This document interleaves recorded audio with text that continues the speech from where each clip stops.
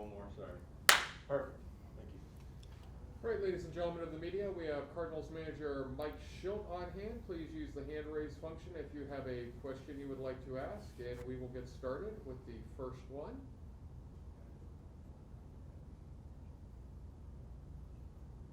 Derek Gould, St. Louis Post-Dispatch. Good morning, Mr. Shildt. Yesterday you talked about how you met with some, I believe it was pitchers, and they were asking you, what do I got to do to make this team? What do I got to do to be a starter on this team? When John Gant spoke to us, he made it very clear that he would like that chance to start. Can you give us some sense of what he has to do? Consistency is part of it, to kind of turn your head, and also what he's shown as a reliever that might fit as a starter? Well, it's a great question. So he started in the past for us. He's got experience doing it. He's also been a little bit more of that Swiss Army knife. If you recall, at the end of the 2019 camp, he was the last, spot between him and Dak for the number 5 spot. And, Johnny ended up going to the bullpen, and we described that being more of a Swiss Army situation. And he was, tremendous for us. I think he won 10 games. Dak won 16, and Johnny won 10 that year, maybe 11. So don't hold me to it. But yeah, he did a great job in a lot of different roles. He was able to take more of a multiple inning role situation. He finished a lot of innings, got the next inning. I believe a couple times even threw more than 1+, which was just huge for us. And he was built up because he had been in camp as a starter.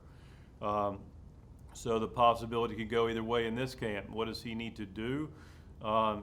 Johnny's an established major league pitcher, so I don't think he needs to do anything over what he's done. He was having a phenomenal year last year, and then had the growing issue. Mentioned the success he had in 2019 as well. But he also had success and was able to get some innings for us as a starter. So really, the competition is not in a silo. Johnny just needs to do what he needs to do, command the baseball. Obviously be able to be effective against righties and lefties, which he is. He's got the weapons for it. Showed being efficient with his pitches, which will allow him to go a little bit deeper in games.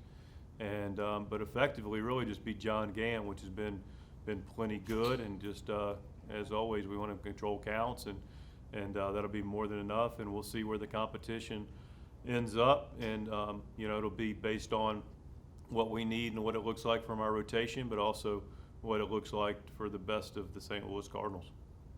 It was that need part that was my second part to the question. Is sometimes team need dictates where a player fits, and his versatility and the year that you guys are going into, how smoothly does that line up? I mean, having a guy who has some elasticity could be really valuable this year. Super valuable every year, and maybe more important this year, but definitely important regardless of year. So Johnny does have that ability to give you a lot of different looks, and you mentioned it. It's based on sometimes it doesn't go, and I'm just talking in general, not specific to Johnny, because Johnny does have a legitimate chance to be in our rotation. But sometimes the decision's made, and a guy has earned a spot, whether it be a everyday position player or whether it be in the starting rotation, whether it just be a spot on the team. And sometimes that spot's not there just based on the depth and the other pieces around him. That's why I say that's not in a silo. And then beyond that, it could be, listen, this is a role that you can fill, but based on where we are as a team, the need for you may be in another role. And those are hard conversations, and clearly harder for the player to hear when they know that, look, I've earned a spot, regardless of whether it's on the team or in the rotation or as an everyday player. And I need to move to another spot based on the need of the team. That's a tough thing to hear. But when you have a team with depth, those are conversations that typically, have to take place at some point, and that's just part of it. And one of the things that we appreciate is our players have egos in the sense that they know they're big league players, and we all expect them to be number one starters or hit in the middle of the lineup or be the closer. But the fact of the matter is, you know, when a team and the team members don't have the ego to say, you know, look, I can voice my opinion of what I want to do, but also be egoless for the team and accept the responsibilities of what the team is best for the team. That's when you have a special team. Jeff Jones, Belleville News Democrat. Hi, Mike. I was curious what the very early returns have looked like on Nolan Gorman's work at second base, and also to your point just then about being egoless. What does it say about a young guy like that who's, you know, one of your top prospects, who sees the move made at a major league level that in theory could sort of block his natural path and immediately hops into something else that can help the organization maybe more directly? Yeah, you'd be safe in traffic, Jeff. So, you know, your great question with Nolan, because the being egoless is super important to what we're doing, but we also appreciate that Nolan has expectations and rightful ambitions of being on the St. Louis Cardinals, and clearly that path was, you know, with this Nolan signing, it made it a little more of a challenge, but, you know, the paths change. And in talking to Nolan a couple days after that, Nolan Gorman, about a week later, let the dust settle, get his head around some of it. I called him, and his head was in a super good place. And he said, "Listen," and really, it spoke well to his ability to be self-confident in himself, but also the ego, being, you know, having less of an ego. And that's exactly what I was alluding to earlier. Is, you know, Nolan has an expectation, Nolan Gorman, of playing and competing and helping this club win. And reach our team goals, but he also, and he's confident he can do that, which I completely love, but he's also really, really honest and sincere about saying, you know what, I'll be fine, I'll figure out another path, and I will figure it out, and the second base is part of that path.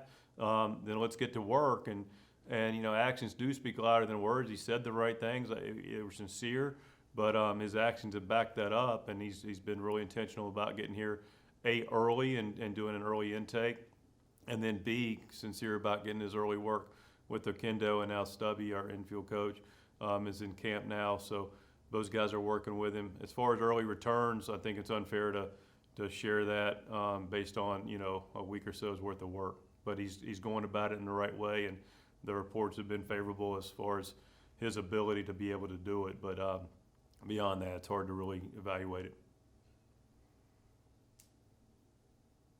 Rob Raines, STL Sports Page.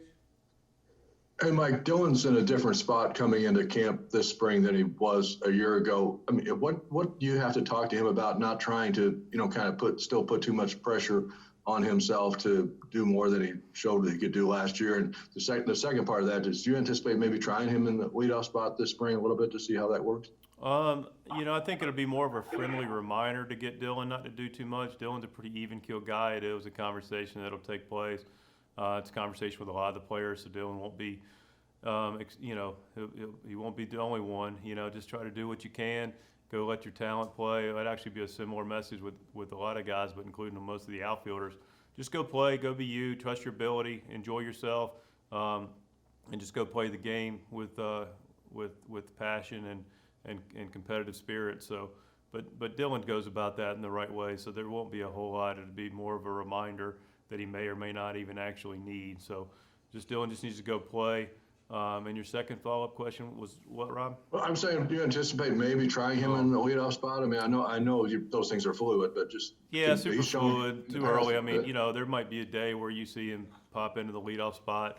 I can't say that's the number one place, no pun, for Dylan in our thoughts at the moment. But you know, never say never, and you know, I can't rule it out. Jeff Jones. Hey, Mike, I was just curious, given the protocols and everything this year, are you all able to have PFP tournament day with all of the new restrictions you're under? And if so, if not, have we missed it? Or are we missing out on the big PFP tournament day? You haven't. It will take place. You haven't missed it. We do have a non-throw day today. As far as bullpen goes, guys will play catch, and we have a you know, fundamental rotation with our players. We'll have a little competition within that. We won't have entire camp competition with our PFP, but it'll be coming. You'll see the. If you guys get the schedule, you'll see the championship trophy on the schedule when we have those days. Derek Gould? Mike, with 24 Grapefruit League games, how will you kind of sort those out as far as starts go? Will some of the guys in the competition for the rotation maybe not make a Grapefruit League start because of the schedule, and they'll have to kind of make their case from the relief role? Potentially, yes. It's just a matrix that Mad Dog mostly puts together. Mike Maddox, our pitching coach. But the fact of the matter is that matrix with 24 games and spacing guys out for their appropriate rest times, it's hard to put that all together to where everybody's going to get definite starts. Some will, some will get more than others. It's based on schedule. It's based on a little bit of preference for some certain guys. So yeah, some guys will have to come out of the bullpen in order to compete. But the guys will be starting some simulated games and some B games that'll be off the radar for you guys at least for the most part. But yeah, it's possible that can take place, but it doesn't really change the evaluation. And one last thing then, we've all talked about and heard about and watched the launch angle revolution and the veer towards 3 true outcome kind of hitters. Along with that has been the elevated fastball and curveball mix that we've seen also pitchers go with. Is it counterintuitive to say that a guy who pitches low in the zone might be able to foil that launch angle revolution, that having somebody who gives a different look, like Dakota did for you guys with the sinker, that can be valuable in this kind of realm, especially when you have other guys who are willing to work up during a series or a bullpen that works up? Launch Angle Revolution sounds like another T-shirt, not sounds like another band. Velocity Fiends was very, very cool. That's a little inside joke between me and Derek. But to answer your question, Derek, it's a chess match, right? A little bit. You want to stay with the pitcher's strengths. Clearly, there is more of that launch angle being taught. I do feel like now that the game has gone to more of a north-south versus a little bit more historical, a little bit more east-west and south. I mean, people historically, kept the ball down. That's not been anything new, but they would be off a little bit. You don't get a ton of chase unless you got a plus stuff, which guys do have more plus stuff now in the big leagues. But my point is, you guys used to be a little bit more on-off, and down and up was a little more taboo. Clearly now, for a lot of different reasons, launch angle being a part of it, players are now with technology recognize that their ball plays a little bit more with some hop to it. At the top of the zone, the launch angle has been maybe there's a hole there for certain guys. I will say this, I do feel like, the hitters are looking to catch up a little bit more. I can't say whether they're not still going to continue the launch angle mentality, but still having the ability to get to a ball that is a little higher in the zone in the correct manners continue to be maybe a little bit even more important.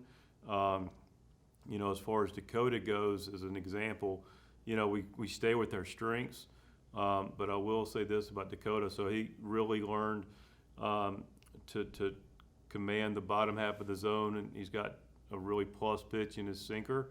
But what Dakota also did that really helped him, maybe especially against the lefties, is he learned to still elevate as well, and he was more intentional about throwing in. So he really opened up his whole arsenal by being able to expand up in the zone as well as ins, again, especially to more lefties. And those splits and what those looked like and the feedback we got from the technology and the measurables was pretty impressive, and was continuing to open up what already was a real positive game that he had and repertoire. So, it's a little bit of cat and mouse with it. We still want to stay with our strengths, and be able to do what we can from a pitching standpoint to expose what those might be from a launch angle perspective, and then from an offensive standpoint, not have as many exposable areas that pitchers can take advantage of or game plan for. Thank you. You're welcome. Any last questions for the skipper? All right, thank you, Skip. Appreciate it. Apologize to all those who got